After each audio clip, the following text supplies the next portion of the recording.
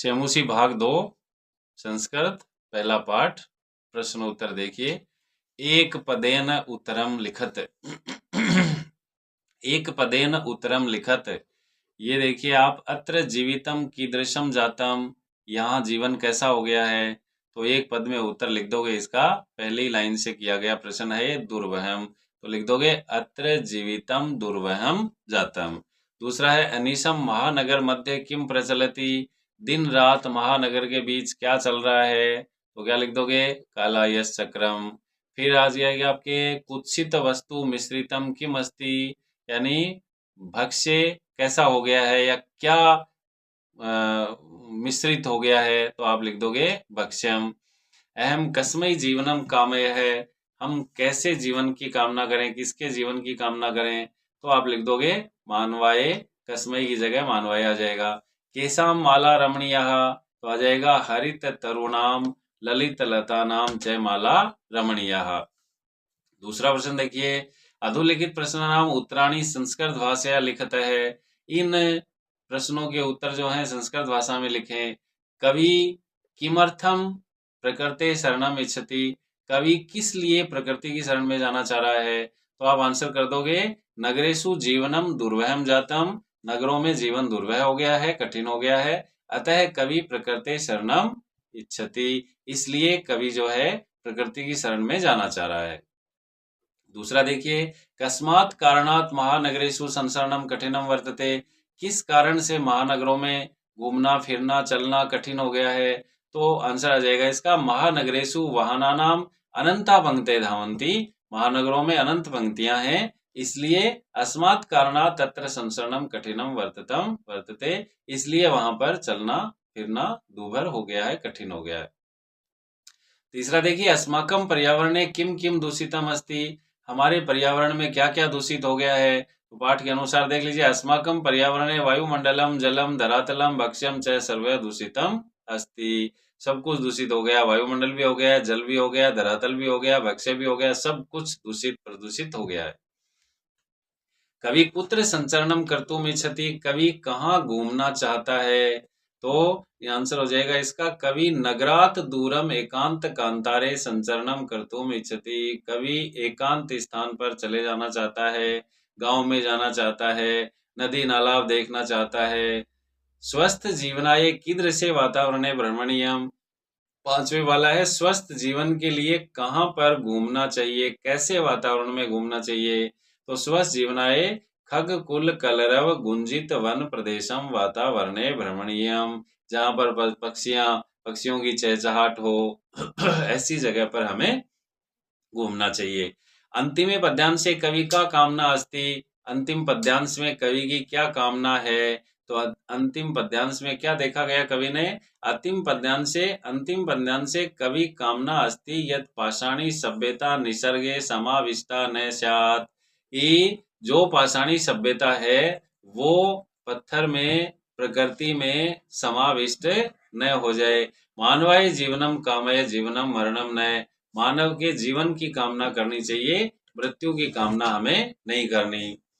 इस प्रकार से प्रश्न नंबर तीसरा देखिए, संधि या संधि विच्छेदम कुरुते, संधि कीजिए या संधि विच्छेद कीजिए। तो जहां संधि दे रखी है, मिला हुआ पद दे रखा है, उसका संधि विच्छेद कर देना है। जहां संधि विच्छेद दिया हुआ है उसकी संधि कर देनी है। तो देखिए पहला है प्रकृति धन एवं, तो ये क्या बन जाएगा, प्रकृति रेव बन जाएगा। दूसरा है स्यात न एव, तो ये स्यानेव बन जाएगा। तीसरा है ही अनंता, यहाँ हैनंता बन जाएगा यण संधि से। फिर वही अंत है जगती, यहाँ दोनों तरफ ही क्या बन रही है, विसर्ग संधि बन रही है, वही अंत और जगती, दोनों जगह पर विसर्ग संधि हो रही है। फिर है अस्मात और नगरात, यहाँ असमान नगरात बन जाएगा, इस जगह पर व्यंजन संधि हो रही है, तय का नय हो रहा है। फिर है सम और चरणम, यहाँ संचरणम बन जाएगा। फिर है धूमम मुंचती, तो यहाँ बन जाएगा धूमम मुंचती। इस प्रकार से ये आपके प्रश्न नंबर तीसरा हो गया है। 4 नंबर प्रश्न देखिए, अधोलिखिता नाम अव्यनाम सहायतया रिक्त स्थानानि पूर्यतः है, रिक्त स्थानों की पूर्ति करो। इस तरह का प्रश्न आपके बोर्ड में भी 3 या 4 नंबर का आता है, जिसके अंदर आपको कुछ अव्यय पद दिए जाते हैं और उसके नीचे आपको खाली स्थान दिए जाते हैं। उनके अंदर सही अर्थ के अनुसार आपको अव्यय पद भरना होता है।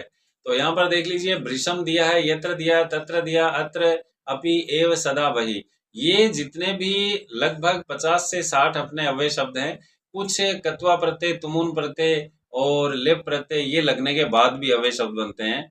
तो ऐसे अव्यय शब्दों को आप ध्यान कर लीजिए, उनके अर्थ देख लीजिए। जैसे अव्यय शब्द आया हुआ होगा पेपर में और उसका हिंदी अर्थ आपके दिमाग में आ रहा है, तो निश्चित रूप से आप जो भरोगे वो सही होगा, उसमें गलत होने के चांसेस बिल्कुल कम हो जाएंगे। तो चौथे प्रश्न में देख लीजिए, इदानीम वायुमंडलम भृशम प्रदूषितम अस्ति। अब वायुमंडल अत्यधिक प्रदूषित हो गया है, तो भृशम का अर्थ अत्यधिक आ रहा है, इसलिए वायुमंडल के बाद में भृशम आ जाएगा।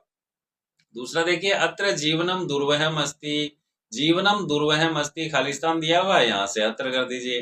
प्राकृतिक वातावरणम क्षणम संचरणम लाभदायकम भवति, यहाँ भी आ जाएगा। पर्यावरण से संरक्षणम प्रकृति आराधना, यहाँ एव आ जाएगा। यानी पर्यावरण की सुरक्षा ही प्रकृति की आराधना है, प्रकृति की पूजा है। समय से सदुपयोग करनी है, समय का सदुपयोग करना चाहिए, तो हिंदी अर्थ देख लीजिए, समय का हमेशा सदुपयोग करना चाहिए, तो आप यहाँ सदा वर्ज्य होगे। भूकंपित समय बहि गमनमेव उचितम भवति। भूकंप के समय कहाँ चले जाना चाहिए? अंदर जाना चाहिए, बाहर जाना चाहिए? बाहर चले जाना चाहिए। तो भूकंपित समय बहि गमनमेव उचितम भवति। भूकंप के समय में बाहर चले जाना ही अच्छा माना जाता है। यत्र हरितिमा तत्र शुचि पर्यावरणम। जहाँ हरियाली है वहीं पर्यावरण शुद्ध है। ये चौथा प्रश्न आपके हो गया है। पांचवा प्रश्न देखिए, पदानाम पर्यायम लिखत।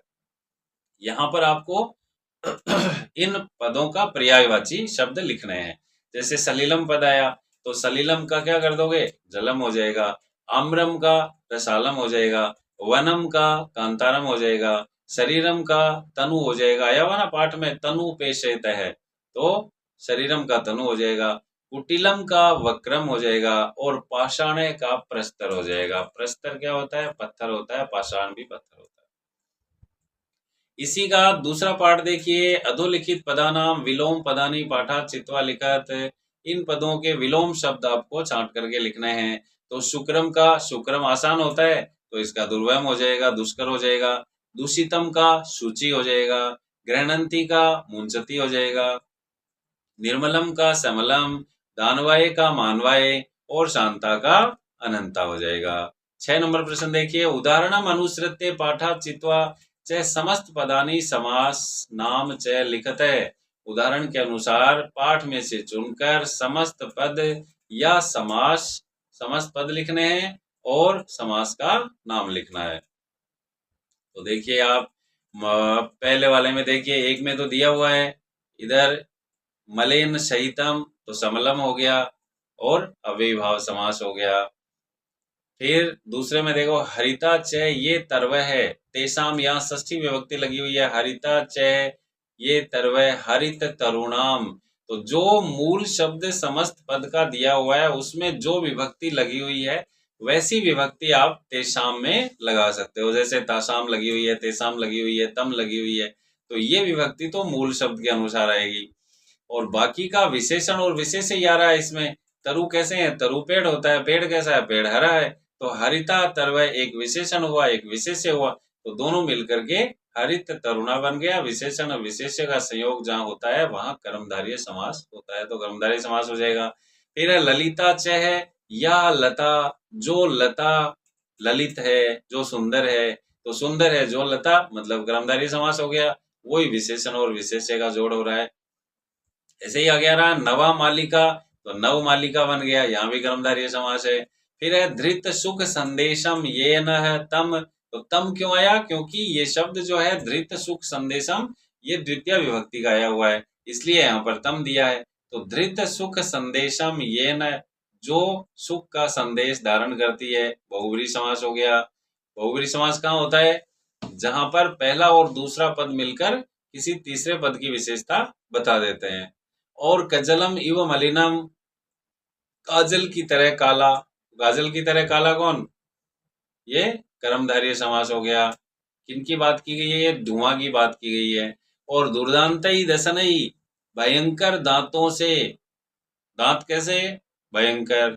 भयंकर मतलब विशेषण और विशेष्य हो गया। विशेष्य विशेषण हो गया तो कर्मधारय समास इसमें आ जाएगा। प्रश्न नंबर 7 देखिए, रेखांकित पदम आधृत्य प्रश्न निर्माणम कुरुतः। इन रेखांकित पद को आधार मान करके प्रश्न का निर्माण कीजिए। सकटी यानम कज्जल मलिनम धूमम मुंचति। सकटी यान, सत सकटी यान मान लो या सकटी यान मान लो, गाड़ियां, मोटर गाड़ियां काजल के समान धुआं छोड़ती हैं। तो इसका प्रश्न कैसे बनाओगे? कज्जल मलिनम, ये यहाँ अंडरलाइन किया हुआ है, तो कैसा धुआं, मतलब काजल के समान धुआं है, तो आप कैसा लिख दो? कैसा धुआं छोड़ती हैं, तो लिखोगे सकटी यानम कीदृशम धूमम मुंचति। एंड में आपको क्वेश्चन मार्क लगा देना है, तो ये प्रश्न बन जाएगा। उद्याने पक्षिणाम कलरवम चेतः प्रसादेति। इसका प्रश्न बनाओगे, पक्षिनाम को आधार मानकर बनाओगे। पक्षिनाम में विभक्ति कौन सी है? षष्ठी है। षष्ठी का कौन सा वचन है? बहुवचन है, तो आप किम शब्द से केशाम लेकर के आ जाओ। उद्याने केशाम कलरवम चेतः प्रसादेति। ऐसे ही गए वाले में आ जाओ, पाषाणी सभ्यतायाम लता तरु गुल्मा परस्तर तले पिष्टा संति। किसको आधार मानना है? लता तरु गुल्मा को। इस तरह के भी 2 प्रश्न आपसे पूछे जाते हैं, जहां उत्तर आपको दिया जाएगा, प्रश्न का निर्माण आपको करना पड़ेगा। तो इसके सही तरीके यही हैं, किम शब्द को तीनों लिंगों में याद कर लो, और फिर कुत्र है, अत्र है, तत्र है, ये जो क्वेश्चन मार्क जो लगने वाले हैं, जो किम है, कथम है, इस तरह के शब्दों को, अव्यय पदों को आप याद कर लीजिए, जिससे आप आसानी से किसी भी प्रश्न से, किसी भी उत्तर से प्रश्न का निर्माण कर सकते हो। तो पक्षी नाम की जगह केशाम हो गया। इधर पाषाणी सभ्यता लता तरु गुल्मा की जगह लेना है, तो आ जाएगा पाषाणी सभ्यताया के परस्तर तले पिष्टा संति। इधर आ गया गह वाले में, महानगरेशु वाहनानाम अनंता पंक्ते धावंती। महानगरों में वाहनों की अनंत पंक्तियां दौड़ती हैं। तो महानगरेशु की जगह आप कस्मिन भी कर सकते हो, कस्मिन नहीं केशु भी कर सकते हो, और कुत्र भी कर सकते हो। तो कुत्र जो है वो ज्यादा सही रहता है, ये अव्यय शब्द है। कुत्र वाहनानाम अनंता पंक्ते धावंती। आगे लिखोगे, प्रकृत्या सन्निधो वास्तविकम सुखम विद्यते। प्रकृति के पास ही हमारे सारे सुख हैं, वास्तविक सुख हैं। तो यहाँ प्रकृति जो शब्द है, इसके अंदर आपके षष्ठी विभक्ति लगी हुई है, तो षष्ठी यहाँ लगा दो। ये कस्याः, कस्याः सन्निधो, प्रकृति स्त्रीलिंग है, इसलिए कस्य आ जाएगा। अगर ये पुल्लिंग शब्द होता है यहाँ, तो यहाँ पुल्लिंग का आ जाता। ये लो, ये आपके 7 प्रश्न कंप्लीट हो गए हैं। पहला पार्ट, आपके पाठ भी पूरा हो गया और प्रश्न उत्तर भी आपके पूरे हो गए।